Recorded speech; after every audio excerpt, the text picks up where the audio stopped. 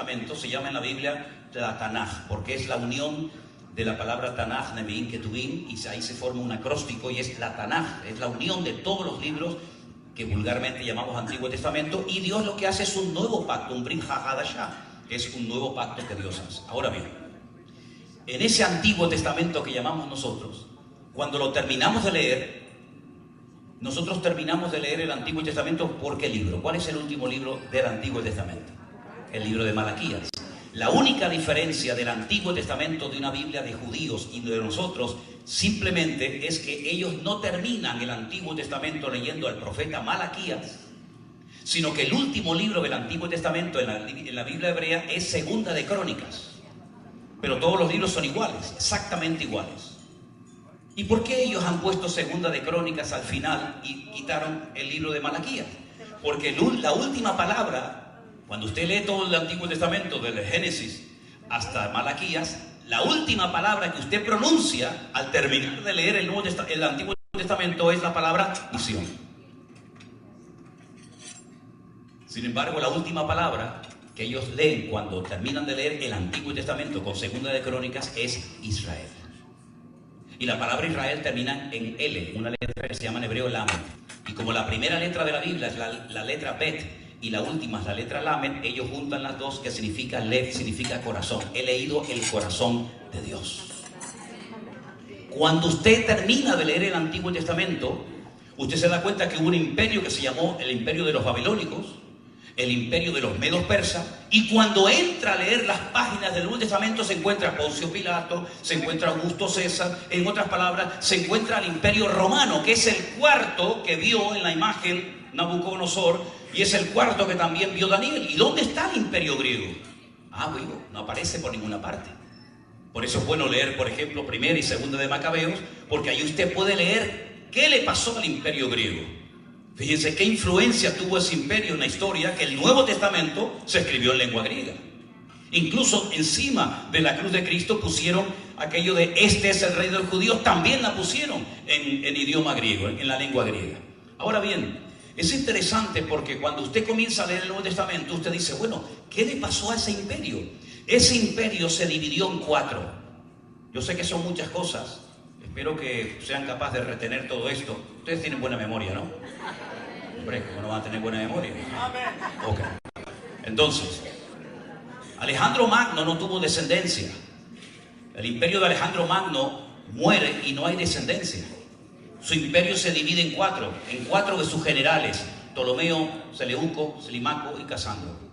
Esos 4 generales conquistaron, heredaron todo el territorio de Alejandro Magno, y de ahí vienen los famosos seleucidas. Y uno de ellos se llamó Antíoco Epifanes. Y Antíoco Epifanes es el que cometió la abominación desoladora. ¿Se acuerdan que Cristo dice, cuando veáis la abominación desoladora, de la cual habló el profeta Daniel, y pone entre paréntesis, el que lee entienda? Sabéis de lo que estoy hablando, ¿verdad?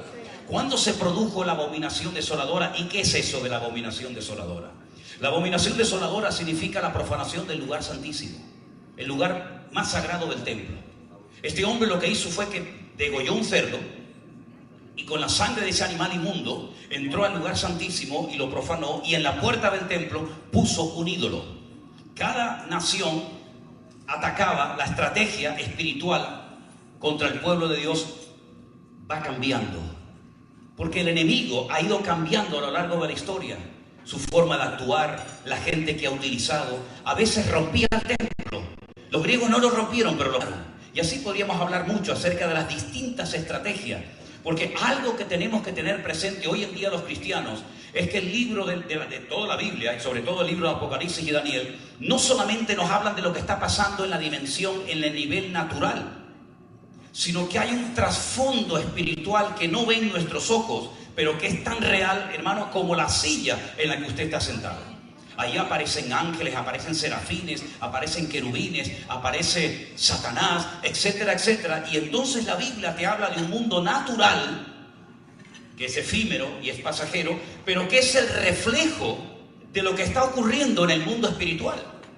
A mí una de las cosas que más me llamó la atención hace muchos años, cuando comencé a leer la Biblia desde el principio, y no entendía, decía, algo se me ha escapado, y volvía para atrás y no lo encontraba, es que veo en los primeros capítulos de la Biblia que Dios crea a Adán, Dios crea a Eva, y de repente aparece un tercer personaje que es Satanás, que viene a tentar a Eva. Y yo decía, pero si la Biblia en esos capítulos no habla de la creación de este personaje, ¿de dónde salió? Estaba Dios, estaba Adán, estaba Eva, y aparece Satanás. Y cuando son expulsados del jardín del Edén, dice que para que no hagan el camino de retorno al jardín del Edén y coman del otro árbol de la vida y sean eternamente pecadores, Dios puso en la puerta del jardín del Edén, en la entrada, puso serafines para que cuidaran. Luego hay un mundo angelical, hay un mundo espiritual que no ven nuestros ojos, que no se relata su creación en el primer libro de la Biblia, sino que tienes que rebuscar en otros libros y te das cuenta de que antes de Génesis 1:1, antes de que Adán y Eva existieran, ya existía un mundo espiritual. Porque el primer versículo de la Biblia comienza diciendo que Dios creó los cielos en plural y la tierra en singular. Luego hay varios cielos, pero una sola tierra. Y el libro del Génesis empieza hablándonos de un principio, no del principio por antonomasia, no el primero, sino te voy a contar un principio, pero antes de ese principio hubieron muchas cosas que ocurrieron que no están ahí porque la Biblia no está en orden cronológico. Una vez me compré una Biblia en orden cronológico y es un lío. Es un lío porque ya uno lo aprendió en el orden que tiene y es muy complicado, ¿no? Entonces Daniel lo que está haciendo es ir. La palabra revelación significa correr el velo. Es como si tuviéramos aquí una cortina, un telón, y de repente la abro durante 10 segundos. Quiero que anoten todo lo que ven en el escenario. Hay una guitarra, hay un micrófono, hay una batería, hay un teclado, hay unos cables, hay no sé, y cerramos el telón. Eso es lo que hacía el Señor a lo largo de la historia. Decía, Jeremías, ven, escribe. Y de repente, pum, la cerraba. Entonces Jeremías no tenía toda la revelación, pero luego venía otro, Isaías, venga, anota. Y entonces uno decía, van a nacer en Belén de Judea. Otro decía, y será su nombre Emmanuel. Y otro decía, y lo crucificarán entre malhechores, pero será enterrado como rico. Y iban dando una revelación de Dios progresiva. La ventaja que tenemos nosotros los cristianos hoy en día es que tenemos toda la información en la Biblia, hermano. No nos falta absolutamente de nada. Podemos mirar hacia atrás, podemos mirar hacia adelante y jugamos con ventaja. ¿Por qué? Porque Daniel escribía y no entendía, pero yo leo a Daniel y lo entiendo. Y usted lee el Apocalipsis y lo puede entender, cosa que otros hermanos durante siglos nunca pudieron hacerlo, porque hasta que se completó todo el canon de la Escritura, muchos hermanos murieron y nunca tuvieron en sus manos el privilegio de tener todo el consejo de Dios, los 66 libros de la Biblia. Pero gloria a Dios que usted y yo podemos leer todo lo que Dios es, todo lo que Dios hace, porque Dios así lo ha permitido. ¿Cuántos dicen amén? Bendito sea Dios. Ha decidido revelarnos lo que va a ocurrir. Es nuestro Dios. Amén. Y Él le permitió a Él ver algunas cosas, a Ezequiel ver otras, a Joel otras, y así sucesivamente. Pero al que más se le permitió ver y al que más reveló fue, sin lugar a dudas, al apóstol Juan. De hecho, el libro del Apocalipsis creo que en inglés se llama Revelation, ¿no? El libro de la revelación. ¿La revelación de quién? Porque el libro de revelación no es la revelación del diablo, ya lo conocemos, ya sabíamos quién era. ¿La revelación tal vez del anticristo? No. Yo leyendo el Antiguo Testamento sé perfectamente cómo va a ser el anticristo. ¿La revelación entonces de quién? De nuestro Señor Jesucristo. Pero es que ¿acaso no teníamos Mateo, Marcos, Lucas y Juan? Sí, pero es que esos 4 evangelios no pueden contener toda la esencia y la maravillosa vida de nuestro Señor Jesús. Pero Pablo habló a los romanos, le habló a los corintios, a los filipenses, a los tesalonicenses. Santiago escribió una carta, Pedro escribió 2, Juan escribió 3. Sí, pero es que todas las cartas y libros del Nuevo Testamento no pueden contener toda la esencia y toda la naturaleza de nuestro Señor Jesucristo. Por eso el Señor le dio a Juan un libro extraordinario que aparentemente es complicadísimo, pero vais a ver cómo no lo es. El gran problema del libro del Apocalipsis es su lenguaje. Emplea un lenguaje diferente al de Mateo, al de Marcos, al de Juan, incluso al mismo apóstol Pablo. Fijaros que Pedro, cuando un día habló de Pablo, él dijo: ay, nuestro hermano Pablo, al cual el Señor le ha dado una gran sabiduría. Escribe a veces cosas difíciles de entender que los indoctos tuercen para su perdición. Pedro reconocía que en Pablo había una sabiduría para explicar, para exponer el evangelio que él no la había recibido. Pero sin embargo Juan recibió una revelación para nuestros días. Y de todo el libro del Apocalipsis, para mí, es algo de una opinión personal, hay 3 capítulos que son para mí fundamentales. El capítulo 11, usted se los va a leer esta noche antes de dormir, ¿verdad? Gracias, hermano. O mañana, o la semana que viene, o el año que viene, pero léanselos. Juan es Apocalipsis 11, el 12 y el 13. Podríamos estar aquí hasta el año que viene hablando versículo por versículo de estos capítulos. Pero ¿por qué quiero hacer referencia a estos 3 capítulos? Porque en el capítulo 11 se nos habla de 2 personajes que nadie sabe quiénes son. Podemos especular, podemos dar una opinión personal, pero la Biblia no dice quiénes son. Y la Biblia simplemente los llama los 2 testigos. Zacarías habla de ellos y los llama los 2 ungidos, los que están siempre delante de la presencia del Señor. Algunos dicen puede ser Moisés, otros dicen y Elías, y por qué no Enoc, que tampoco experimentó la muerte. Y hay tantas especulaciones, a mí me da igual quién sean, ¿sabe? Pero la Biblia dice que durante la primera, no se confunda con esto, la primera parte de la gran tribulación, que dura 3 años y medio, estos 2 personajes aparecerán de repente, sobre todo para evangelizar al pueblo de Israel. El pueblo de Israel en este momento está en la peor crisis de su historia desde la Segunda Guerra Mundial. Lo que está experimentando en este momento Israel no tiene precedentes en estos últimos 80, 90 años. Es algo terrible, no hay palabras para poder describir cómo el país se ha roto en 1000 pedazos, cómo la gente llora, cómo están sufriendo, y todo esto es simplemente el principio de dolores. Lo que pasó el día 7 de octubre, cerca de la franja de Gaza, se va a extender. Incluso habrá un 7 de octubre en la ciudad de Jerusalén. Así que esto es simplemente un pequeño botón de muestra. Siempre antes de que vea algo poderoso y grande, siempre como un pequeño botón de muestra, como un prototipo de lo que realmente se avecina. ¿Se da cuenta? Entonces el capítulo 11 de Apocalipsis nos habla acerca de que hay 2 personajes, varones, que durante 3 años y medio van a estar predicando en la ciudad de Jerusalén. Los quieren matar, pero no pueden. Son 2 testigos que evangelizan y ganan a miles y a miles de judíos para la causa del evangelio, para la causa de Cristo. A los 3 años y medio los matan, los asesinan. ¿Y saben lo que hacen? Algo que allí es algo muy grave, y es no darles sepultura. Sus cadáveres estarán en la plaza de la grande ciudad, Apocalipsis 11:8, que en el sentido espiritual, se da cuenta, está lo natural y está lo espiritual. En lo natural, si vamos, se llama ciudad de Jerusalén, pero dice, en el sentido espiritual se llama Sodoma y Egipto. Y es la ciudad donde también nuestro Señor Jesucristo fue crucificado. ¿Dónde fue crucificado Jesús? En la ciudad de Jerusalén, en el monte Moriah, en el monte de la Calavera. Esa ciudad, espiritualmente hablando, se va a parecer a Sodoma y a Egipto. Usted la ve y dice, ay, mira la gente orando, la gente cantando, la gente paseando, el niño corriendo, el otro jugando. Pero Dios, que ve el corazón de la gente y sabe discernir perfectamente entre lo natural y lo espiritual, dice que en sentido espiritual esa ciudad terminará pareciéndose en los últimos tiempos a Sodoma y a Egipto. Lea usted todo lo que dice la Biblia de Sodoma, lea usted lo que dice la Biblia acerca de Egipto, y se va a dar cuenta de la situación caótica, espiritualmente hablando, que experimentará el pueblo de Israel en los últimos días.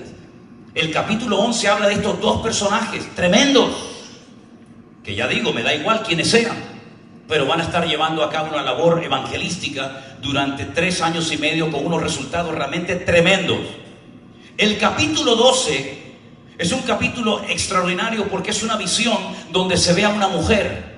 Hay mujeres que aparecen en el libro del Apocalipsis. Hay, por ejemplo, una mujer que la llaman la gran ramera, que va vestida de una forma muy particular, que vive en un punto estratégico de la tierra y que apoya al anticristo y aparece en forma de mujer. Luego también hay una mujer en una de las iglesias del Apocalipsis que le llaman la Jezabel, la que se dice profetiza.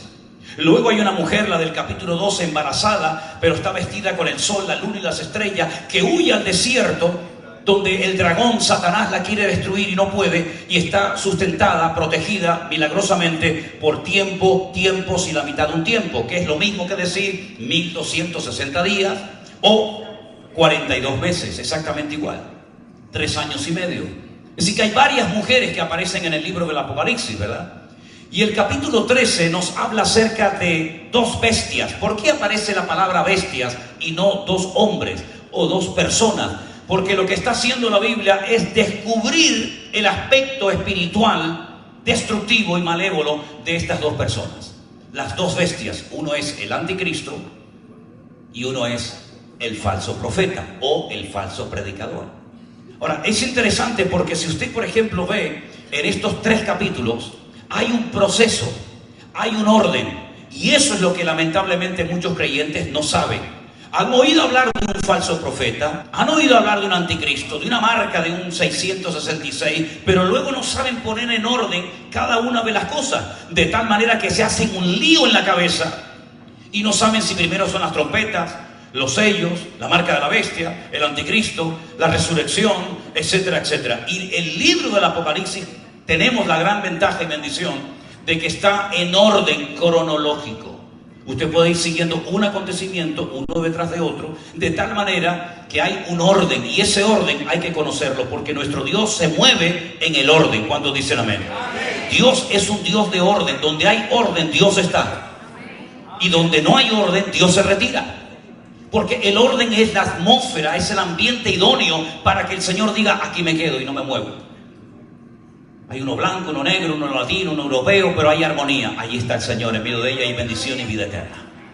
En el principio creó Dios los cielos y la tierra, y por motivos que no vienen al cuento ahora, porque me llevaría mucho tiempo explicarlo, esa tierra quedó desordenada, vacía, desadornada, totalmente arrasada, pero el Espíritu de Dios se movía, y lo que hace Dios es poner en orden la creación, porque Dios no se mueve en el caos, Dios no se mueve en el desorden, Dios se mueve en el orden.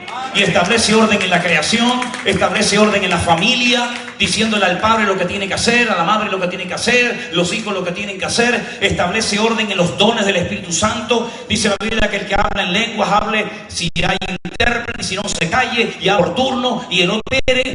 En otras palabras, hay un orden en la acción, hay un orden en la familia, hay un orden en la iglesia, y Dios es un Dios de orden.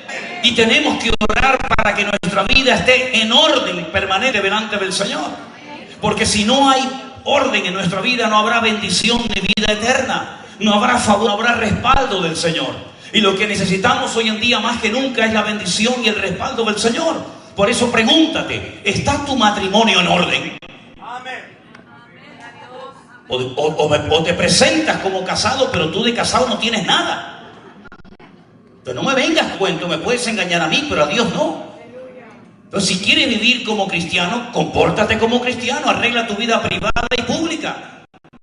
No es una imagen real de tu vida personal y privada. Está en orden tu economía, está en orden tu casa, está en orden tu ministerio. Si dice la Biblia que hasta los que quieren optar por ser diáconos en la iglesia tienen que tener sus hijos sometidos, tienen que tener su casa en orden, y entonces ejerzan el diaconado. A veces como que queremos animar a una persona dándole un cargo, dándole una responsabilidad para ver si se anima y se pone en orden. No, es al revés. El Señor al que usa, al que bendice, al que prospera, es a la persona que está en orden, en público y en privado, mi querido hermano. Y entonces el libro del Apocalipsis, si quieres saber las verdades, tienes que aprenderte el orden que Dios ha revelado en su palabra. Y el orden está claro. Hay 7 sellos que se van abriendo. ¿Qué es eso de los 7 sellos? Bueno, nosotros tenemos libros. Pero los libros no existían en la época de la Biblia. Existían pergaminos. Los libros, el primer libro de la historia que se imprimió en Europa fue la Biblia, en la imprenta de Gutenberg, ¿verdad?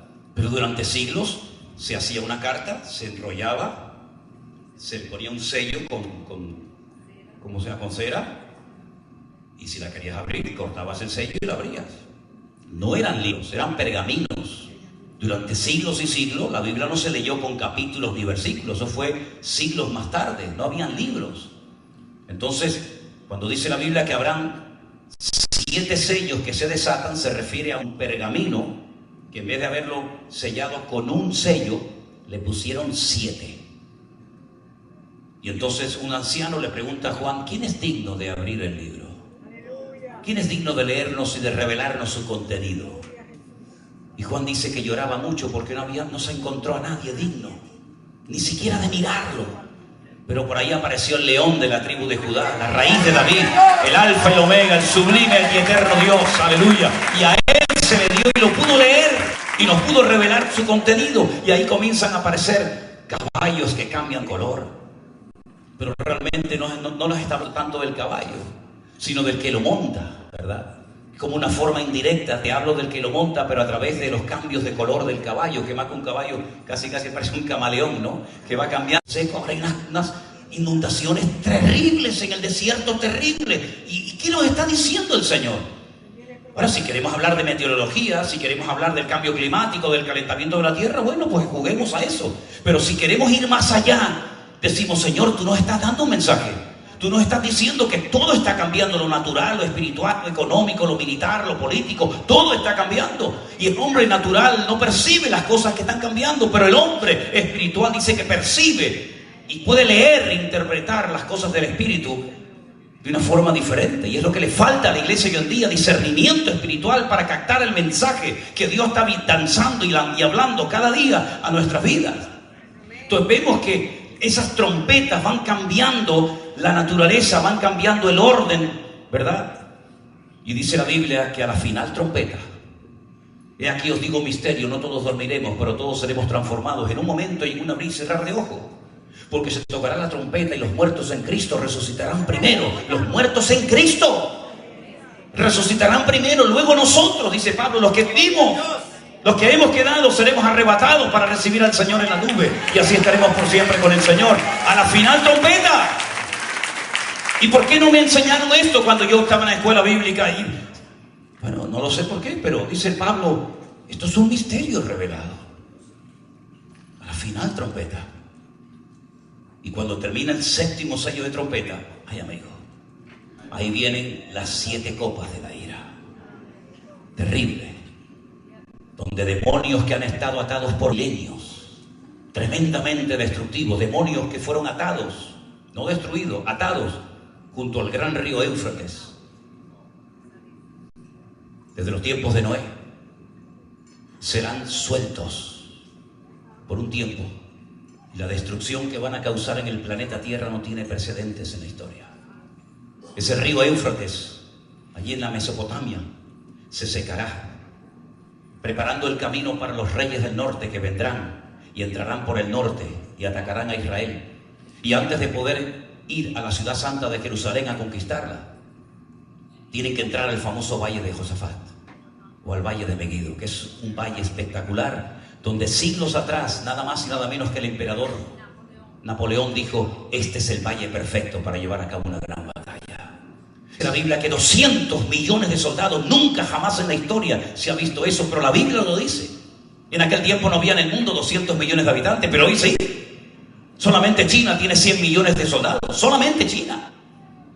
200 millones de soldados armados hasta los dientes. En una confabulación de las naciones dice que atacarán por el norte, por los altos del Golán, entrarán a Israel con el objetivo de ir a conquistar la ciudad de Jerusalén. Y habrá un personaje que una todos estos soldados y tanques y aviones. Que ese personaje, Daniel, lo vio un cuerno pequeño. Él vio una bestia con una serie de cuernos, y dice que de en medio de esos cuernos salía uno pequeñito que hablaba blasfemias y que hacía guerra contra los santos y los vencía. Y ese es el anticristo, que Daniel lo llama el cuerno pequeño, pero Ezequiel lo llama God, y Juan lo llama el anticristo, y Pablo lo llama el hombre de pecado, el inicuo, y recibe diferentes nombres. Y la Biblia nos da muchísima información acerca de su vida, acerca de su carácter, acerca de cómo es, para que sepamos discernir y descubrir qué es lo que el diablo también está haciendo entre las naciones de la tierra. Y por primera vez en la historia, Satanás, a este personaje siniestro, terrible, dice la Biblia que le da poder, grande autoridad y su trono. Porque Satanás a lo largo de la historia se ha ido camuflando y ha ido utilizando diferentes sistemas y métodos para destruir a la humanidad. No se olviden que el Señor Jesucristo con 3 palabras resumió quién era. Es un ladrón. Así de claro. Es un ladrón. Es padre de mentira. Él viene a hurtar, a matar y a destruir. Esa es la función del diablo. Cuando habla mentira, habla de lo suyo, porque no hay verdad en él. Y lo definió con 3 palabras. Un ladrón que viene a hurtar, a matar y a destruir. Y desde Génesis 1 hasta el final de los tiempos, esa ha sido la función del diablo. Destruir niños, destruir familias, destruir gobierno, destruir al pueblo de Dios, atacar por un lado, atacar por otro, o con falsas doctrinas, o con divisiones, o con calumnia, o con guerra, o con persecución, o con el comunismo, o con lo que ustedes quieran nombrarme. Satanás ha utilizado todas las armas habidas y por haber, pero no ha logrado sus objetivos. No los ha logrado. Ha obtenido grandes victorias, sin lugar a dudas. Ha hecho mucho daño, se ha llevado a mucha gente, entre comillas, al infierno, pero no ha logrado su objetivo final. Porque él no solamente pelea contra la iglesia, él pelea contra el trono de Dios. No se olviden que su objetivo era sentarme en el trono de Dios y hacerme pasar por Dios. Que me honren y me adoren y me alaben a mí. Subiré y me sentaré. Y la Biblia dice que se exalta será humillado, mas el que se humilla será exaltado. Por lo tanto, el objetivo del diablo siempre es destronar a Dios. No solamente destruir a 4 pastores y dividir 4 iglesias y romper 4 matrimonios, sino el objetivo de Dios es atacar al mismísimo Dios, su trono, su autoridad, su gobierno, su cobertura. Y él sabe que ha fracasado, y además hay un factor que juega en su contra. Y es que sabe que le queda poco tiempo. Sabe que le queda poco tiempo. Entonces lo que hace es que su trono, su poder y su autoridad se la entrega a este personaje siniestro, hombre de carne y hueso, con documentación, con papá, con mamá, con abuela, etcétera, que lo llamamos y lo conocemos el famoso anticristo, que será la última oportunidad, diablo, que te queda en esta vida para conseguir tus objetivos. Y por eso este personaje es un cúmulo, es una mezcla de todas características de los imperios que ha habido a lo largo de la historia, con sus correspondientes representantes. Déjenme que les lea unos versículos. Me paré sobre la arena del mar, capítulo 13, y vi subir del mar. Cuando dice la Biblia, la arena del mar son naciones, pueblos, tribus y lenguas. Lo podéis ver, por ejemplo, un poco más adelante en Apocalipsis 17, 15. Las aguas que has visto son pueblos, son muchedumbres, son naciones, son lenguas. Me paré sobre las naciones de la tierra y vi subir del mar una bestia que tenía 7 cabezas y 10 cuernos. En sus cuernos tenían diademas y sobre su cabeza un nombre blasfemo. Y la bestia que vi, escuchen bien, era semejante a un leopardo, sus pies eran como de oso y su boca era como de león. Ahora, para poder entender este versículo que nos describe la esencia del anticristo, hay que conocer lo que significa o representa el leopardo, el oso y el león. Y entonces yo les dije que ese sueño que Nabucodonosor había tenido en Babilonia, donde vio una estatua de oro, plata, bronce y hierro, Daniel la tiene, pero él no ve esos materiales, sino que él lo que ve son animales. Y dice que en un sueño él ve a un león con alas. Y después dice que ve a un oso, que ha inclinado de una pata más que de la otra. Y después ve a un leopardo con 4 cabezas. Y ve a una bestia que fue la que más le llamó la atención, con cuernos, tremendamente poderosa y destructiva. Y de medio de esos cuernos salía este personaje llamado el cuerno pequeño o anticristo. El león representa a Babilonia. En muchos templos masónicos y en muchos lugares, ustedes van a ver, por ejemplo, en lo alto de algunos edificios, sobre todo de bancos y de ayuntamientos o parlamentos, a veces un león con alas. Eso representa al imperio babilónico. Toda su arrogancia, toda su soberbia, todo su poderío, todo eso representa a ese león. Pero el imperio babilónico cayó y después se levantó otro, que era la unión de los medos y de los persas. Y después se levantó otro, que era un leopardo con 4 cabezas por los 4 generales que se repartieron el territorio de Alejandro Magno. Porque Alejandro Magno era homosexual, no tuvo descendencia, y sus generales se repartieron su herencia, su territorio, y el cuarto era Roma, que era la bestia. Entonces, cuando usted sabe que el león es Babilonia, el oso es los medos persas, el leopardo es Grecia y la bestia es Roma, entonces ahora vamos a cambiar los nombres de los animales y poner nombres de países. La bestia que vi era semejante a un leopardo, es decir, a un griego. Se parecía a un griego. Sus pies, su forma de actuar, de moverse, era como la de un persa o un oso. Y cuando hablaba como un babilónico, hablaba como un león. Aquí podríamos estar meses, porque habría que ver cómo era la cultura, cómo era la religión, cómo eran las costumbres, cómo era la tradición, qué comían, cómo se comportaban los griegos, los babilónicos, los persas, los romanos. Pero solamente me voy a detener en uno de los imperios, el imperio de los griegos. Ellos fueron los que inventaron la famosa democracia. Ellos inventaron la democracia. Ellos fueron los que inventaron las olimpiadas. Ellos eran hedonistas, el culto al cuerpo. Ahí estaban mencionados en el libro de los Hechos los estoicos y los epicúreos.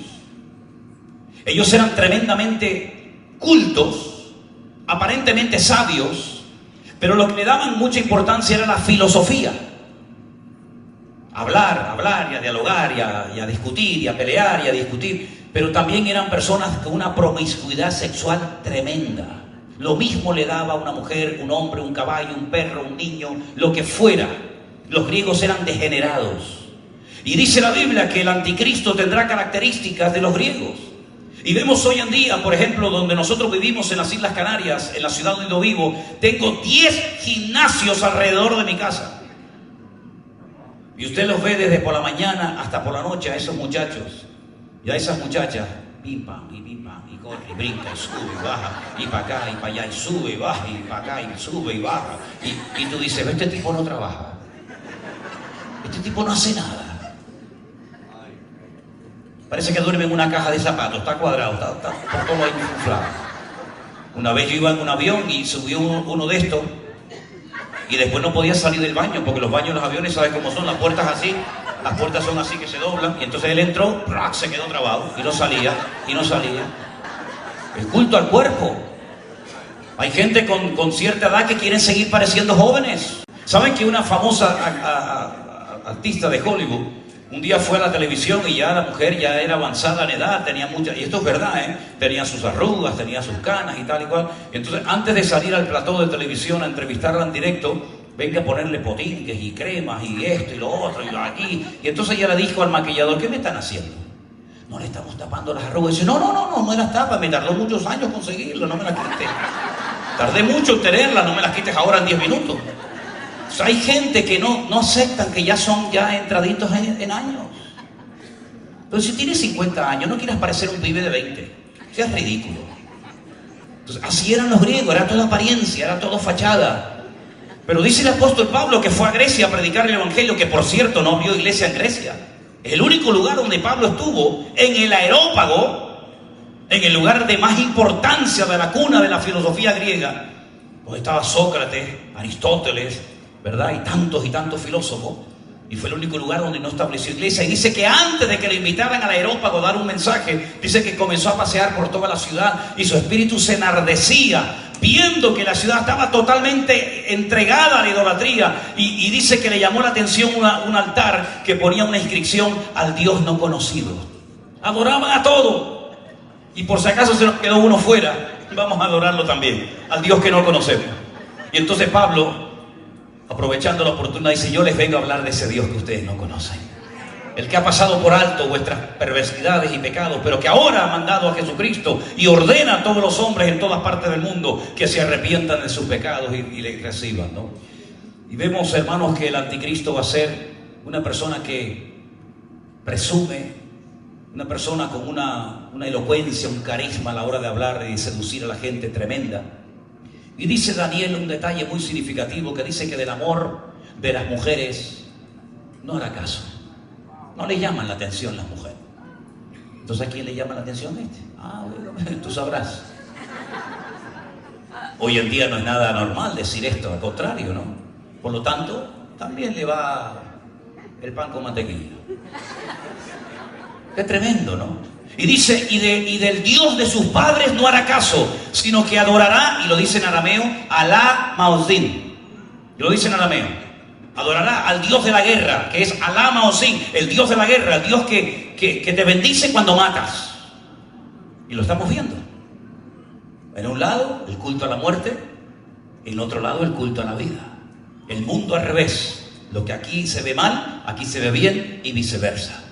Y va a ser una mezcla de todo. Y dice que al final, el colmo de los colmos, dice el apóstol Pablo por revelación de Dios, que se sentará en el templo de Dios haciéndose pasar por Dios. Y se levantará y hará guerra contra todo lo que se llama Dios o es objeto de culto. En otras palabras, queridos hermanos, este personaje es el personaje más terrible de toda la historia de la humanidad. Si juntáramos a todos, a Hitler, a Mussolini, a Stalin, a Nimrod y a todos los Césares de Roma, ninguno se podría comparar con la perversidad y con la maldad que este tipo tendrá. Pero además dice la Biblia que será apoyado por el falso profeta. Y el falso profeta, dice la Biblia, que se viste de púrpura y de escarlata. Ya me dirán ustedes, ¿quiénes se visten de púrpura y de escarlata? Y dice que se adornan con todo tipo de piedras preciosas y de oro y usan un cáliz que lo han llenado con la sangre de los mártires hasta embriagarse. Y dice que esta gran ramera, como la llama la Biblia, vendrá cabalgando sobre este personaje hasta que este personaje se le vuelve en su contra y la deja sola. Pero dice que ella donde vive es en la ciudad que reina sobre todos los reinos de la tierra. Y esa ciudad en aquel momento, sin lugar a dudas, era Roma. Vayan a Roma y van a ver lo que van a encontrar allí. En otras palabras, queridos hermanos, la ignorancia no agrada ni alegra el corazón del Señor. La iglesia tiene que despertar y dejarse de perder el tiempo en discusiones absurdas y ridículas. El mundo se nos está yendo de las manos. El mundo se está desangrando lentamente. Miles y miles de personas cada minuto mueren sin Cristo, sin haber oído las buenas nuevas del Evangelio. Y mientras algunos están discutiendo, ¿se salva? ¿Se pierde la salvación? ¿No se pierde la salvación? ¿Hablamos en lengua? ¿No hablamos en lengua? Déjate de perder el tiempo y ponte a trabajar y a servir al Señor, hombre. Eso es lo que el Señor nos ha llamado. ¿Por qué tanto deprimido? ¿Por qué tanto amargado? ¿Por qué tanta gente triste? Porque tienen tiempo para esas cosas. Ponte a trabajar en la obra del Señor. Involúcrate en el reino del Señor. Utiliza tus dones, tus talentos, tus habilidades, tus recursos, tu juventud. Métela en el Señor. Es la mejor decisión que puedes tomar en esta vida, mi querido hermano y amigo. La vida de muchos cristianos es trabajar y trabajar y trabajar y trabajar y comprar y trabajar. Eso no es vida ni es nada. Eso es una esclavitud. Es la esclavitud del tiempo moderno. El Señor nos está advirtiendo a través de su palabra de que los tiempos finales serán tiempos difíciles, tiempos peligrosos, tiempos donde la economía se va a ir al garete, mis queridos hermanos. Lo primero que hará este personaje, dicho sea de paso, es quitar el dinero. Así que el que tengas debajo del colchón, vete usándolo. Vete sacando el calcetín que tienes ahí debajo. Porque lo primero que hará es decir, se acabó el dinero, ya no hay más dinero. Implementará un sistema que como sistema es espectacular, como sistema es maravilloso. Dice la Biblia que marcará a todos los seres humanos en la segunda parte de la gran tribulación como si fueran animales. La tecnología ya existe, no es ningún misterio, no es algo que estamos hablando en chino. La tecnología ya existe. Implementarán en la gente una especie de microchip, donde ahí tendrán todos tus datos, tu dirección, tu teléfono, las vacunas, tu estado bancario, absolutamente todo. Y nadie podrá comprar ni vender si no está marcado como una bestia.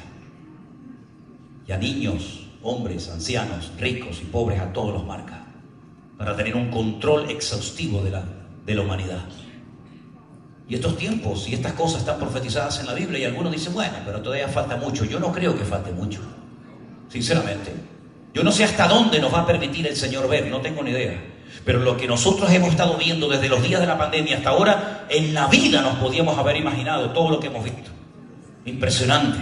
Profecías cumplidas, cómo Israel está pasando un momento tremendamente difícil y delicado. Las naciones peleándose la una contra la otra, el mundo al revés, enseñando en las escuelas cosas terribles, terribles, que tú dices, Dios mío, pobres criaturas, que les están enseñando todo lo contrario a lo que nosotros toda la vida hemos creído y predicado de tu palabra. Por eso, mis queridos hermanos, no hay tiempo que perder. Claro que el Señor viene pronto, por supuesto, lo creemos. Y decimos como Juan, ven pronto, Señor Jesús, claro. Pero antes de que venga, el mundo va a entrar en un picado, en una crisis terrible, sin precedentes. Y estamos viviendo a veces como en una burbuja, ¿no? ¿Y saben cuál es el espíritu del mundo hoy en día? Como yo estoy bien, bueno, si yo estoy bien, tengo mi casita, mi coche, tengo mi vida solucionada, que el mundo se pudra, pero yo estoy bien. Y hemos llegado a un punto de tal egoísmo, que nos olvidamos de lo que la Biblia habla de igualdad, de solidaridad, de amarás a tu prójimo como a ti mismo, etcétera, etcétera. Por eso yo dije al principio, y voy concluyendo, que el esfuerzo grande, quien lo hacen son ustedes, viniendo aquí a escuchar la palabra de Dios, porque espero que hayan venido a eso. Yo entiendo todo lo del cariño, el amor, el respeto, yo entiendo todo eso. Pero hermanos, por favor, no nos echen a perder. No, lo digo en serio, Nosotros tenemos claro que lo que hacemos es servir al Señor y nada más, pero no todo el mundo es capaz de aguantar tanto halago, tanto beso, tanta foto, tanta vaina rara. No están preparados mucha gente. Entonces, oren por los pastores, respétenlos, apóyenlos, pero no pongan la mirada ni la confianza en la gente. Pongan la confianza y su mirada solamente en el Señor, porque los hombres te pueden fallar, pero Dios siempre estará contigo todos los días. Aleluya, hasta el fin del mundo. Bendito sea Dios. Bueno, yo cuando empiezo a hablar de estos temas no paro, porque son temas que me apasionan y tantas cosas podríamos hablar, pero quiero invitarlos a que cierren sus ojos, por favor, queridos hermanos. Les animo, como última palabra, lean el libro del Apocalipsis, queridos hermanos. Algo quedará. El Espíritu Santo te mostrará grandes verdades ocultas que tal vez tú no has visto nunca, pero que te van a hacer muchísimo, muchísimo bien, muchísimo beneficio a tu vida, a tu desarrollo espiritual. Bendito sea Dios. Gracias, Señor. Gracias, Dios. Toda la gloria te la damos a ti en esta noche, Señor. Aleluya. Cierre tus ojos. Dale gracias a Dios. Gracias, Señor Jesús. Te alabamos, Padre. Te alabamos, Señor.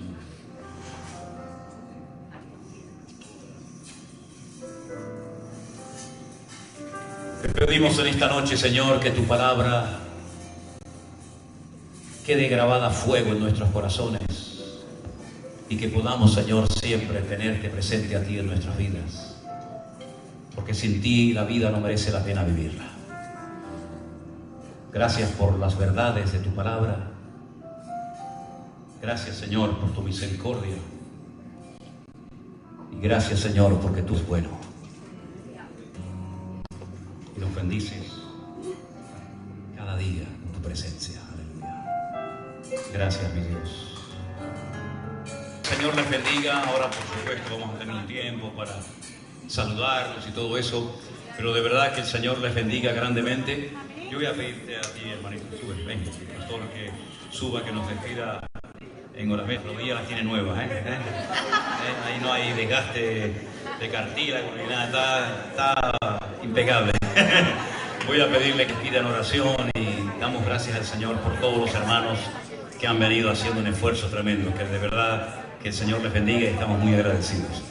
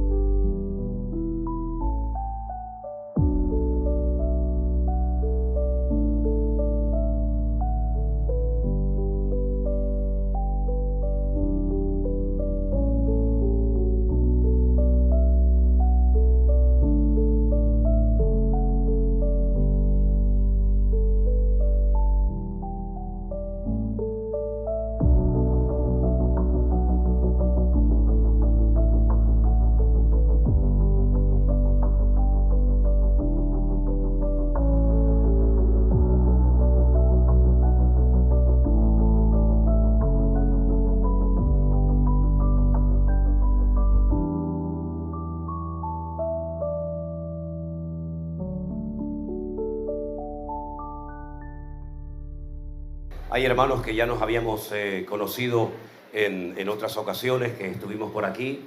Otros hermanos nos hemos conocido en esta mañana. De verdad, muchísimas gracias. De verdad que no tenemos palabras para agradecer el esfuerzo tan grande que ustedes hacen para venir a eventos, ¿no? A reuniones como estas. De verdad que el Señor les bendiga y que sea recompensado el esfuerzo que ustedes hacen. Aleluya. Gloria Amén. a Dios. ¿Quiénes estaban ayer aquí? Que levanten la mano. Bueno, Un buen grupo. Casi la mitad. Qué bueno. Dios les bendiga. Amén. Estoy muy agradecida, como decía el pastor, pues, ¿qué podemos decir? Más que gracias, ¿no? Gracias por el esfuerzo que hacen, por venir de tantos lugares para saludarnos, para vernos, para escuchar la palabra, que es lo primero y lo más importante. Amén, ¿verdad? por supuesto. Y de verdad que estoy asombrada del amor que estoy viendo aquí en Las Vegas, en todas partes. Pero hay características, ¿no? Y son muy efusivos, será que vienen también de México.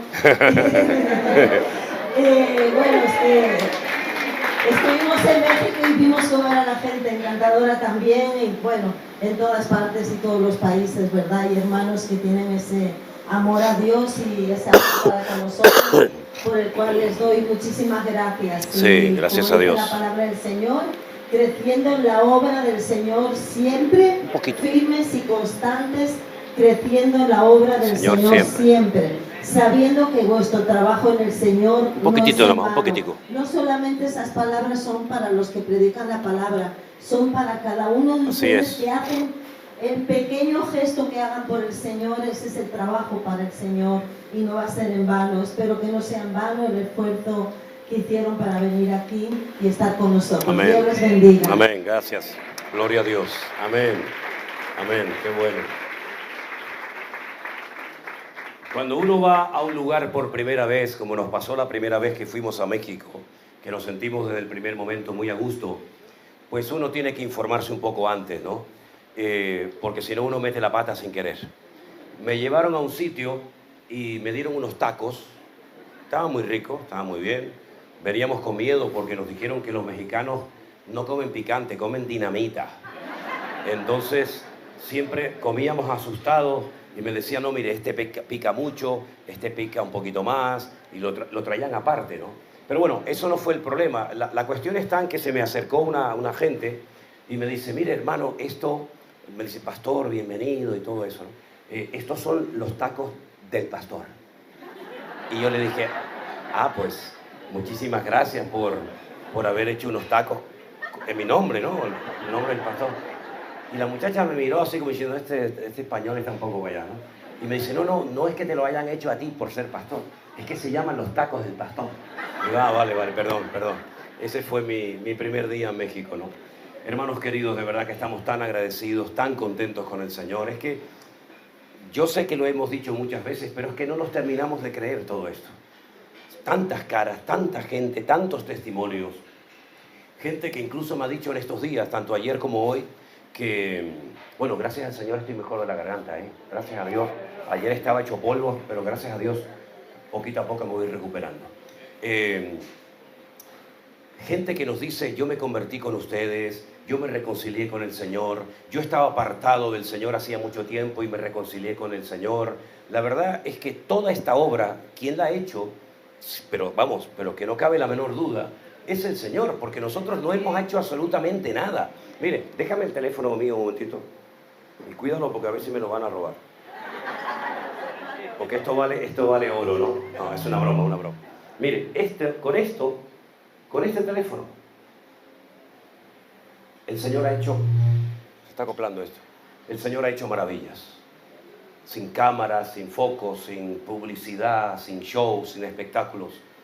Yo lo ponía así, decía lo que el Señor me ponía en mi corazón decir, respondía a las preguntas cuando hacía el pastor online y todo aquello.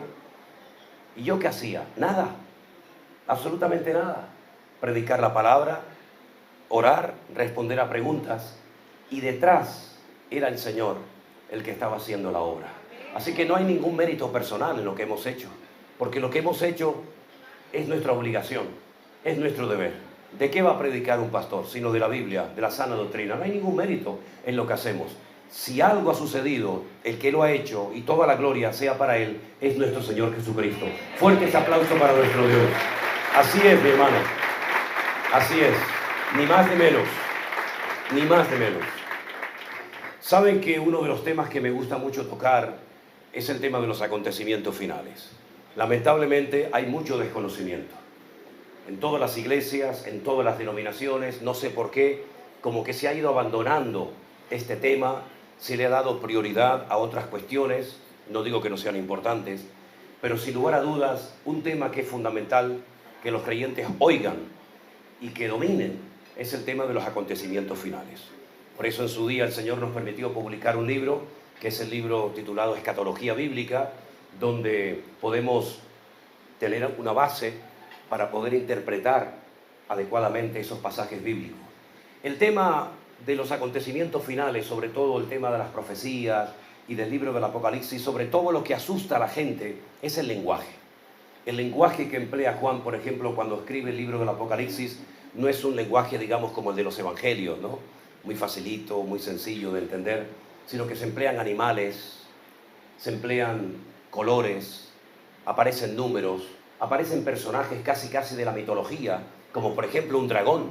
Nunca existió un dragón, pero sin embargo en el libro del Apocalipsis aparece un dragón que quiere perseguir a una mujer que está embarazada y viendo que no puede con ella, se va a hacer guerra contra el resto de la descendencia, ¿verdad?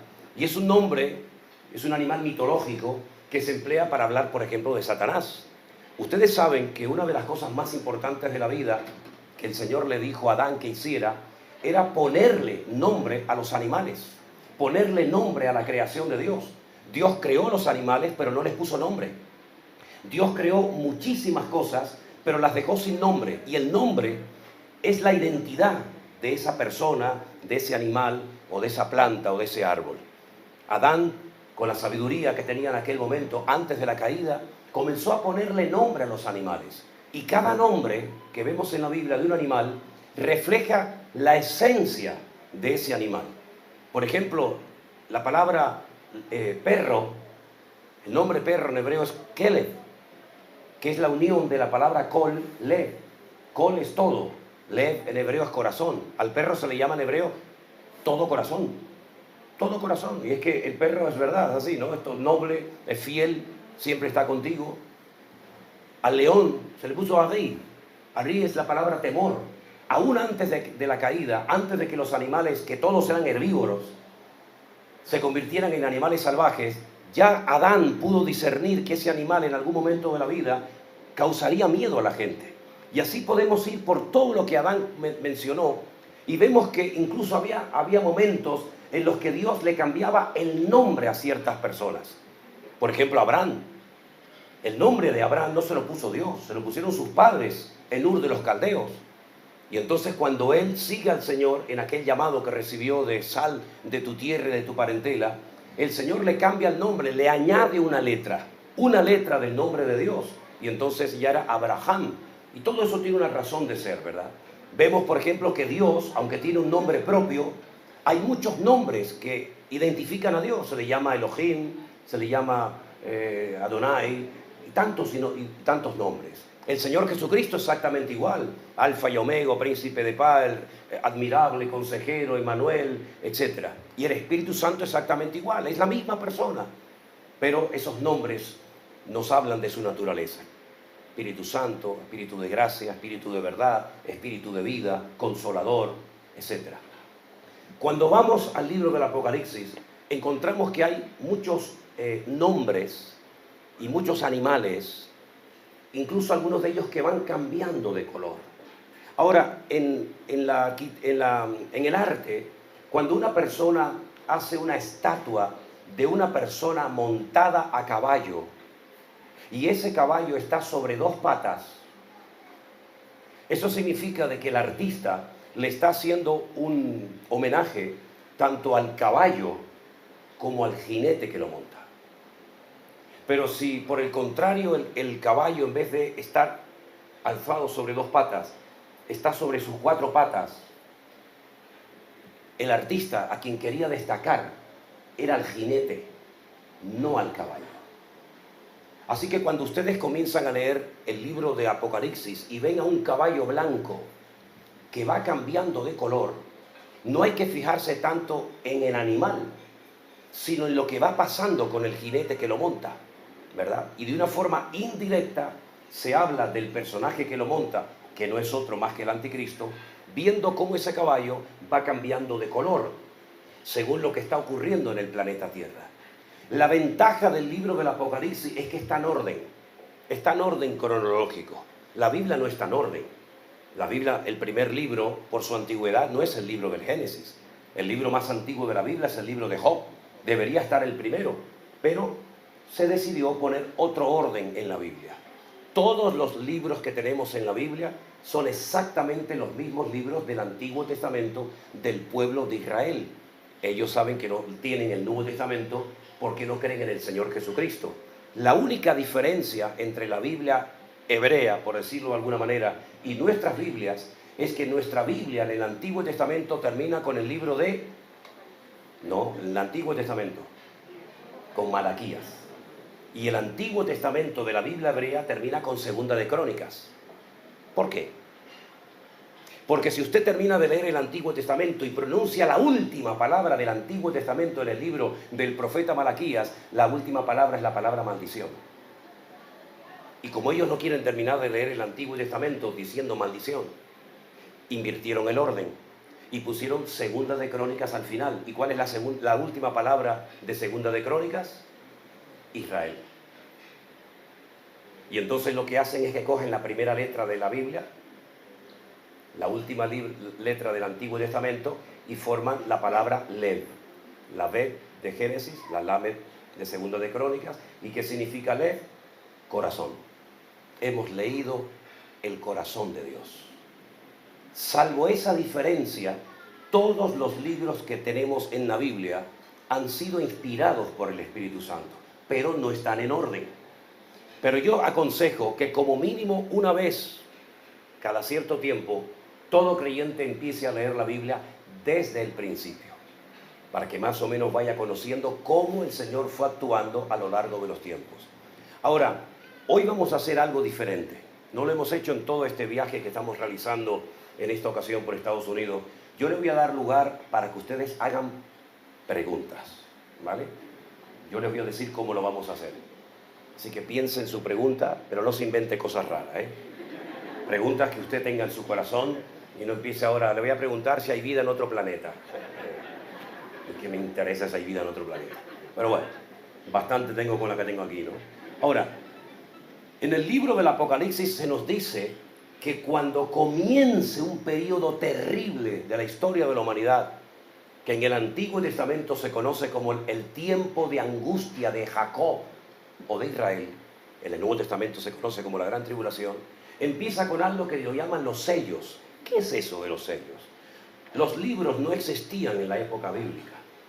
Los discípulos no escribieron libros, escribieron sobre pergaminos, sobre hojas. Y cuando alguien quería mandar un mensaje a otra persona, para que no lo leyera cualquier persona, lo que hacía es que lo enrollaba y lo sellaba con cera de la vela, y así ese documento quedaba herméticamente cerrado, sellado.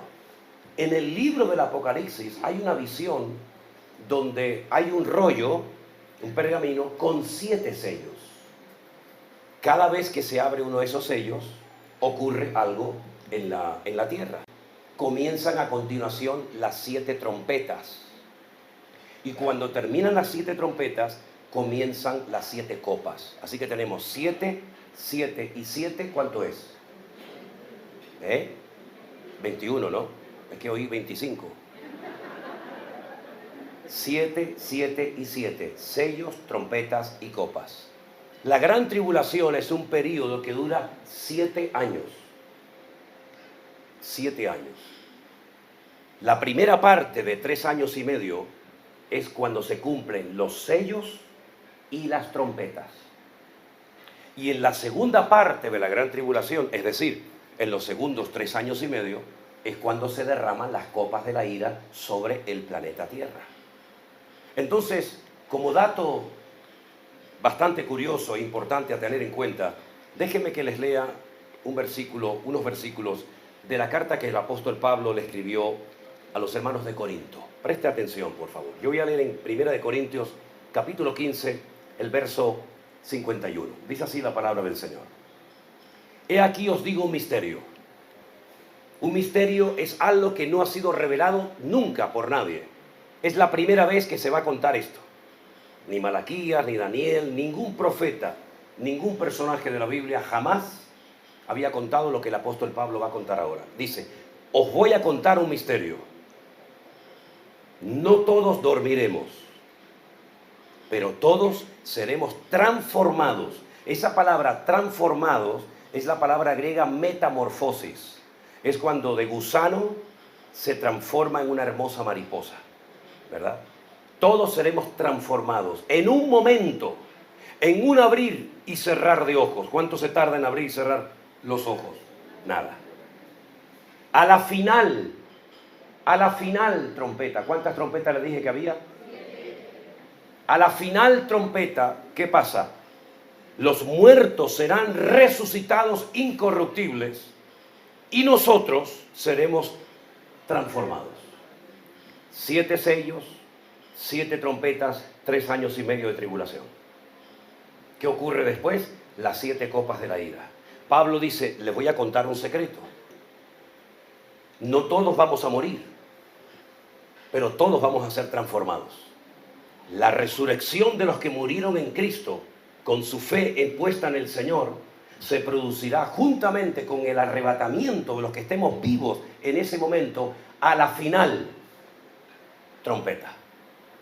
Los muertos en Cristo resucitan primero, luego los vivos que creen en el Señor, y entonces comienza la segunda parte de la gran tribulación, 3 años y medio terribles, que es entonces cuando marcan, cuando sellan a la gente con la famosa marca del 666, donde desaparece el dinero. No se van a utilizar tarjetas de crédito, ni cheques, ni pagos en cash, en efectivo, sino que la gente tendrá un sistema diferente para controlar a la población mundial y a la economía.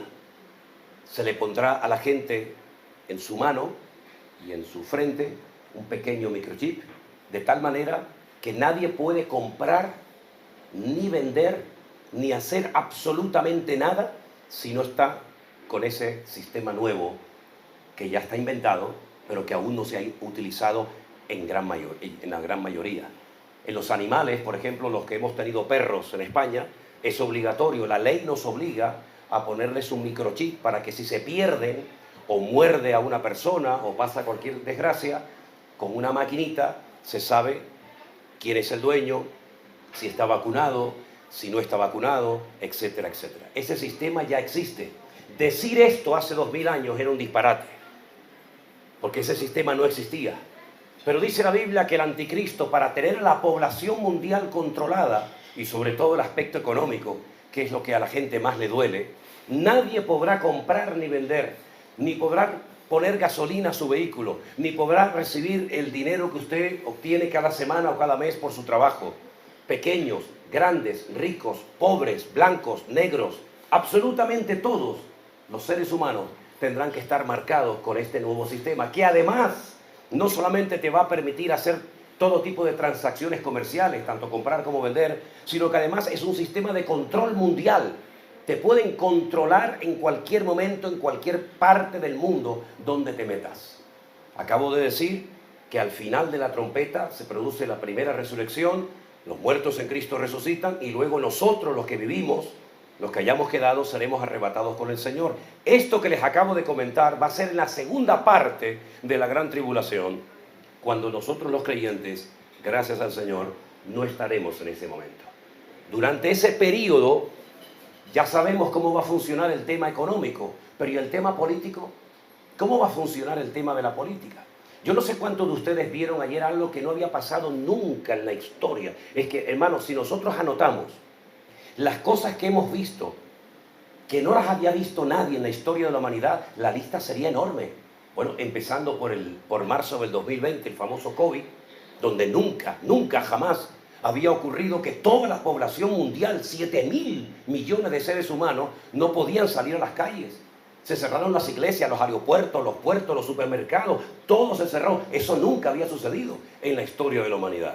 Alineación de planetas. En este momento están pasando por delante de la Tierra todos los planetas, uno en fila india, uno detrás de otro. Eso hacía siglos y siglos que no había ocurrido. La lista sería interminable. Pero es interesante notar que en los últimos tiempos no solamente la economía va a estar controlada, los precios también van a estar controlados y por supuesto se van a disparar de una forma tremenda. La política va a estar fundamentalmente dirigida por un personaje que recibirá un poder económico, político, militar y espiritual sin precedentes en la historia de la humanidad. Ese político, ese hombre de carne y hueso, esa persona que tiene papá, mamá, ID, etcétera, etcétera, solamente Juan lo llama el antimesías, el anticristo, pero recibe otros nombres en la Biblia, como por ejemplo vimos ayer, el inicuo, el hombre de pecado, el hijo de perdición. En el Antiguo Testamento, en el libro de Daniel, que es como el Apocalipsis, ¿no?, del Antiguo Testamento, se le llama el cuerno pequeño. ¿Por qué se le llama así? ¿Por qué se le llama el cuerno pequeño? Porque Daniel tiene una visión donde ve una bestia, ve un animal muy difícil de describir y lo ve con 10 cuernos en su cabeza y de en medio de los 10 cuernos aparece uno pequeñito que comienza a crecer y hace guerra contra todo el mundo y comienza a decir cosas terribles contra Dios. Ese es el personaje que lo conocemos como el anticristo. Él va a estar durante el período de la gran tribulación haciendo de las suyas y la Biblia nos da muchos detalles acerca de su forma de ser, su forma de hablar, lo que hará, etcétera, etcétera. Y al final logrará reunir a un montón de naciones para ir a pelear contra Israel. Les decía que ayer o antes de ayer, en el despacho Oval, el presidente de los Estados Unidos recibió al presidente de Ucrania, a Zelensky. Lo que allí sucedió jamás en la historia, en directo, se había visto. A gritos, el uno contra el otro. ¿Lo vieron? Fue algo realmente impresionante. Allí se rompió todo el protocolo, todo lo políticamente correcto.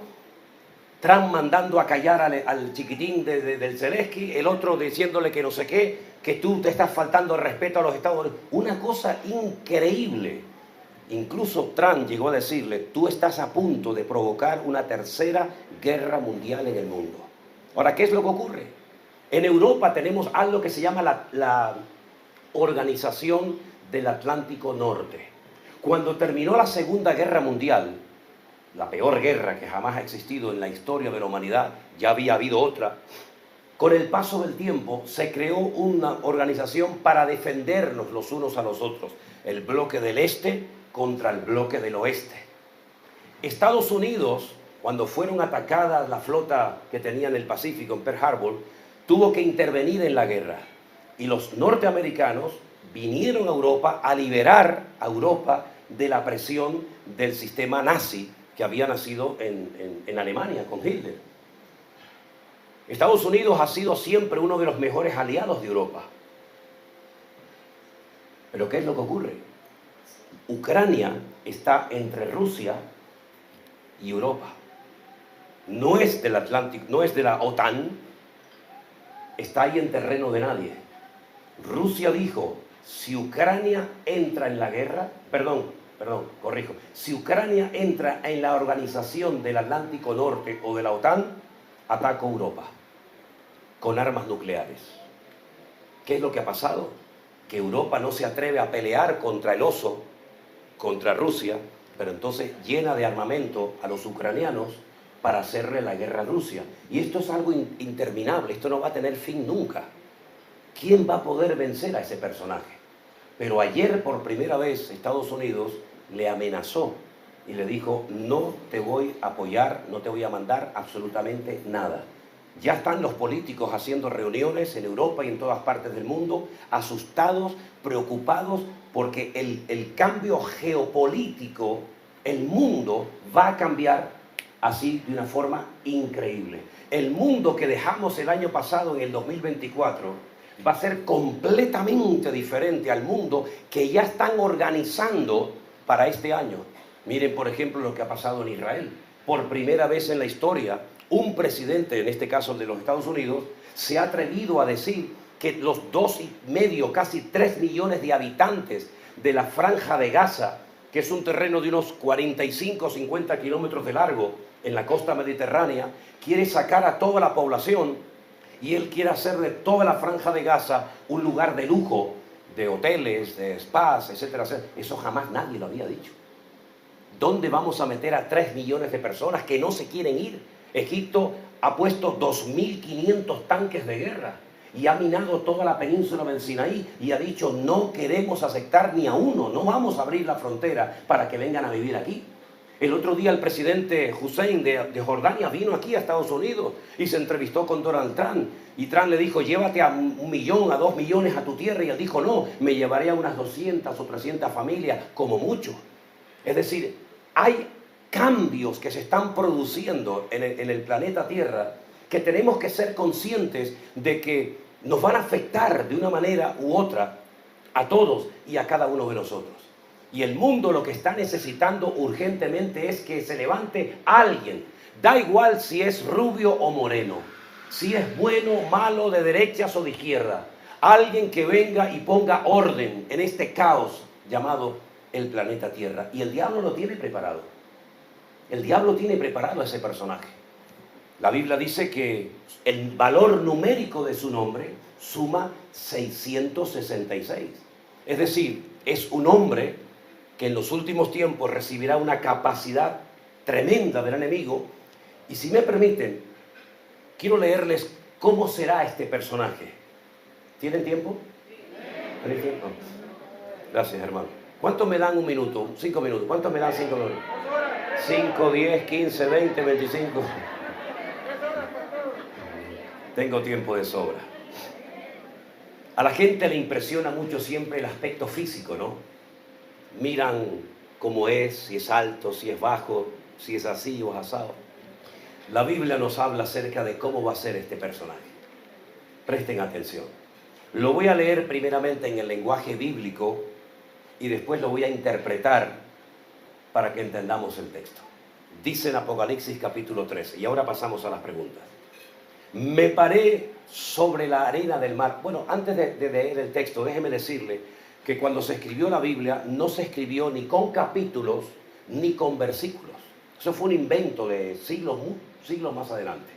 Por lo tanto, a veces los capítulos y los versículos impiden que se siga desarrollando el tema. El capítulo 12 no debería de haber terminado en el versículo 17, sino en el versículo 1. Entonces el dragón se llenó de ira contra la mujer y se fue a hacer guerra contra el resto de la descendencia de ella, los que guardan los mandamientos de Dios y tienen el testimonio de Jesucristo. Me parece, ahí es donde el que se para no es Juan, el que se para es el diablo, Satanás, viendo su impotencia, viendo su incapacidad de poder destruir a la mujer, que ya dije en su momento que prefigura al pueblo de Israel. Dice que del mar, y en Apocalipsis cuando se habla del mar, habla de naciones. Quite la palabra mar y ponga naciones. Me paré sobre las naciones y vi subir del mar, de entre las naciones, a una bestia que tenía 7 cabezas, 10 cuernos. En sus cuernos 10 diademas, sobre sus cabezas un nombre blasfemo. Pero escuche ahora esto. La bestia, la persona que vi, era semejante a un leopardo. Sus pies eran como de oso y su boca era como la de un león. ¿Verdad que es difícil entender esto? ¿Usted ha visto alguna persona que cuando habla parece un león? ¿Usted ha visto alguna persona que sus pies se parezcan a un oso? ¿O ha visto a una persona parecida a un leopardo? Uno dice, pero no entiendo nada. Pero es que el libro del Apocalipsis hay que entender que se escribió en clave. ¿En clave por qué? Para que los inconversos no lo entendieran. Y la tragedia es que ni lo entienden los inconversos y muchos creyentes tampoco. Esa es la tragedia. Se escribió en clave. Yo le puedo decir un montón de cosas a Elena con las manos. No se las voy a decir a ustedes. Ena y yo nos cogemos las manos y sin decirnos nada, ¿a que sí? ¿Sí o no? No me dejes pasar vergüenza. Ah. Yo con las manos le digo un montón de cosas. El Señor en el Apocalipsis nos dice un montón de cosas, pero nos la dice en clave, para que el Imperio Romano y la gente de la época no entendiera lo que Juan estaba diciendo. ¿Por qué él emplea 3 animales? El leopardo, el oso y el león. Porque los judíos que habían leído y conocían perfectamente el libro de Daniel, sabían esto que les voy a contar. Lo voy a contar lo más sencillo posible para que todos lo entiendan. Daniel está en Babilonia, cautivo, y una noche tiene un sueño. Y en ese sueño ve 4 animales. Y él se queda mirando y ve que hay un león con alas. Y después aparece un oso. Y después aparece un leopardo con 4 cabezas. Y después un cuarto animal que ahora no voy a mencionar. Cuando el Señor le da la interpretación de ese sueño, y quiero decir de paso que no todo lo que sueña tiene que tener una interpretación. Si la gente dice, pastor, yo soñé esto y aquello, ¿qué debe significar? Que comiste mucho, mija, comiste mucho. ¿Sabes? Pero los sueños bíblicos sí tienen interpretación. Y el Señor le dijo, mira Daniel, el león es Babilonia. El oso son los medos persas.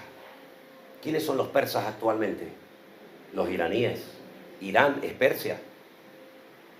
Los persas y los medos son los kurdos, que no tienen tierra. Están tratando de tener un trocito de tierra ahí entre Turquía y Siria. Y el leopardo, Grecia. ¿Por qué lo vio con 4 cabezas? No existe un leopardo con 4 cabezas. Pero de una forma simbólica, el Señor le dice a Daniel, mira, cuando el imperio griego caiga, se va a dividir en 4. Y ya dije ayer que fueron 4 de sus generales, Ptolomeo, Seleuco, Casandro y Limaco, los 4 nombres de sus generales. Entonces, si el león es Babilonia, el oso son los persas y el leopardo es Grecia, con esta interpretación, ¿se acuerdan de lo que les acabo de decir? ¿El león quién es? Babilonia. El oso, Persia o Irán. Y el leopardo, Grecia. Otra vez, ¿el león quién es? Babilonia. El oso, Persia, Irán. Y el leopardo, Grecia. El león, Babilonia. El oso, persa. Y el leopardo, ¿se acuerdan? Vamos a Apocalipsis. La bestia que vi era semejante a un griego. Dice leopardo, pero tú sabes que el leopardo es Grecia. La persona que vi se parecía a un griego. Y sus pies eran como un oso. ¿Quién era el oso? Un persa. Y cuando hablaba como un babilónico. ¿Se da cuenta que si usted sabe interpretar los animales, automáticamente entiendes el pasaje? ¿Qué le está diciendo el Señor a Juan y por consiguiente también a nosotros? Que el anticristo será una mezcla de todo un poco. ¿Qué es lo que les gustaba a los griegos? Aparentar. Ellos inventaron las olimpiadas. Ellos eran promiscuos sexuales. Todo vale. Los griegos eran personas que le daban mucho lugar a la filosofía. Hablar y debatir y discutir. Es decir, una elocuencia, una oratoria espectacular. ¿Cómo eran los babilónicos? Gente agresiva, el león, el rey de la selva. Gente violenta, gente que no respetaba la vida humana. ¿Cómo eran, por ejemplo, los persas? Bueno, ¿cómo son? Fueron los que inventaron el ajedrez. Son personas que son capaces de estar 20 años organizando una guerra. Los ves amables, simpáticos. No son árabes, son persas, que no tienen nada que ver. Y son personas que saben esperar, son pacientes. Y esperan, y esperan, y esperan, y esperan. Te ganan la confianza. Y cuando crees que está de tu lado, te ataca por la espalda. Todas esas características de los imperios que han existido a lo largo de la historia van a residir en la personalidad y en la naturaleza del anticristo. Será una persona tremendamente carismática, con una elocuencia increíble que cautivará a muchas personas. ¿Será al mismo tiempo una persona que es agresiva, violenta, pero no te lo demuestra? ¿Será una persona que le va a dar mucha importancia a la apariencia física? No sé cuántos de ustedes saben que una de las industrias que más dinero produce en el mundo es todo el tema del cambio de sexo, y quítame aquí, ponme por allá, y súbeme por aquí, bájame del otro lado, todo eso que a algunas les gusta tanto, todas esas estupideces que tienen atontada a la mayoría de la gente, porque aunque la mona se vista de seda, mona te vas a quedar, ¿me entiendes? Pero ella sigue, y quítame de aquí, y estírame por allá, ya, va. Todas esas estupideces. Todo eso es lo que va a fomentar el anticristo. Y estamos viviendo en un mundo de apariencia. Estamos viviendo en un mundo de tanto tienes, tanto vales. Estamos viviendo en un mundo que la gente está más obsesionada por pagar y comprar y pagar que en hacer a lo mejor la voluntad de Dios para su vida. Es un sistema que atrapa a la gente, que aparentemente te da todo, pero no te da nada. Te tiene 15, 20, 30 años de tu vida, y cuando crees que ya tienes tu imperio creado, ¡pum!, te dio un infarto y te moriste.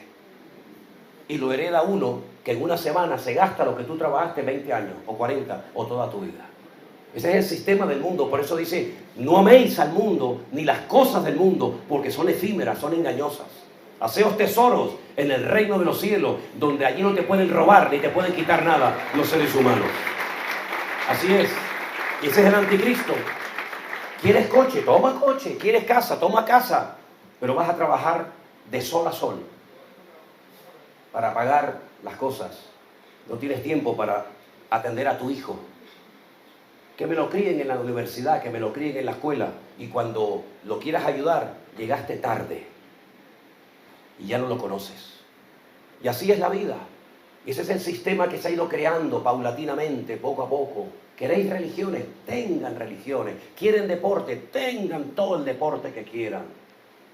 Y mientras tanto el enemigo va haciendo su obra y te convierte en un esclavo, y encima te crees que eres libre. Y no hay peor esclavo que aquel que no sabe que es un esclavo. Este es el mundo que nos espera. Esta es la sociedad que se está creando en las universidades, en todas partes del mundo. Cuando ya, por ejemplo, sales por las calles y no ves niños jugando en las calles.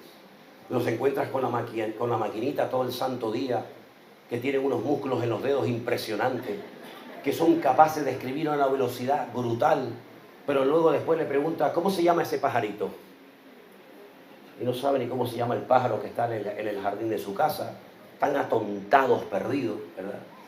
En fin, hermanos, los últimos tiempos van a ser tiempos difíciles, tiempos peligrosos, y tenemos que conocer la voluntad y la palabra del Señor para no dejarnos arrastrar por la corriente de este mundo. Quiero en este momento dar lugar a algunas personas que a lo mejor tengan alguna pregunta sobre lo que he comentado en esta mañana, que esto es simplemente la puntita del iceberg. Este tema es para estar años y años estudiándolo y analizándolo versículo por versículo, palabra por palabra, etc. Pero no quiero compartir algo más si no se ha entendido lo que he explicado. Si alguien tiene alguna pregunta, lo que vamos a hacer es lo siguiente. Usted levante la mano. Se le va a acercar nuestra hermana Xiomara con un micrófono, porque estamos grabando, y vamos a... ¿Hay otro ahí? Ah, bueno. Y usted hace su pregunta y yo intentaré, si puedo, dar respuesta a su pregunta. Pero estamos aquí no solamente para comer, los que hayan comido, sino estamos aquí para aprender de la palabra del Señor. ¿Estamos de acuerdo, hermanos? Amén. Pues levante su mano la persona que tenga la pregunta y nuestro hermano se va a acercar. Hable fuerte y claro al micrófono para que todos le podamos oír. Adelante.